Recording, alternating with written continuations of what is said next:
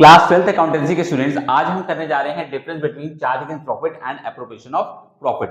Charge against profit में हम उन एक्सपेंसेस को लेते हैं जिनको हमें पे करना कंपलसरी होता है, चाहे फर्म को प्रॉफिट हो या फिर फर्म को लॉस हो। इस तरीके के एक्सपेंसेस को हम प्रॉफिट एंड लॉस अकाउंट में डेबिट करते हैं और अपना नेट प्रॉफिट या फिर नेट लॉस निकाल लेते हैं। एक बार आपका नेट प्रॉफिट या फिर नेट लॉस निकल गया, उसके बाद आप उस अमाउंट में इंटरेस्ट ऑन ड्राइंग्स को ऐड कर देते हैं और सारे पैसे को पार्टनर्स के बीच में डिस्ट्रीब्यूट कर देते हैं, मींस एप्रोप्रिएट कर देते हैं।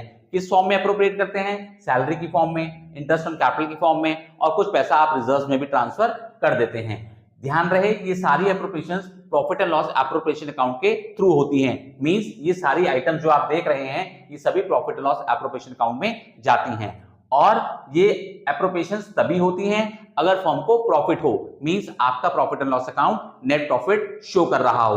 अगर आपका profit and loss account net profit show नहीं कर रहा है तो ये एप्रोप्रिएशंस नहीं होंगी। एग्जांपल्स की बात करें चार्ज अगेंस्ट प्रॉफिट के, तो हम देखेंगे कि पार्टनर्स को उसके प्रीमाइसेस को यूज करने का रेंट हमें पे करना ही करना है, इरिस्पेक्टिव की फर्म को प्रॉफिट हो या फिर लॉस हो। इसी तरीके से अगर हमने पार्टनर से कुछ अमाउंट बोरो कर रखा है तो उसका इंटरेस्ट भी हमें पे करना ही है और मैनेजर को उसकी कमीशन भी देनी ही है कंपलसरी।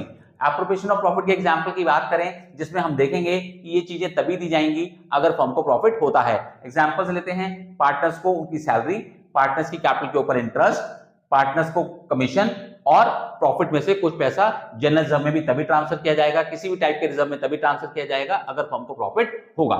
इस तरीके के इंपॉर्टेंट अपडेट्स के लिए फॉलो कीजिए Harsh sir angels classes Vikaspuri. Thank you.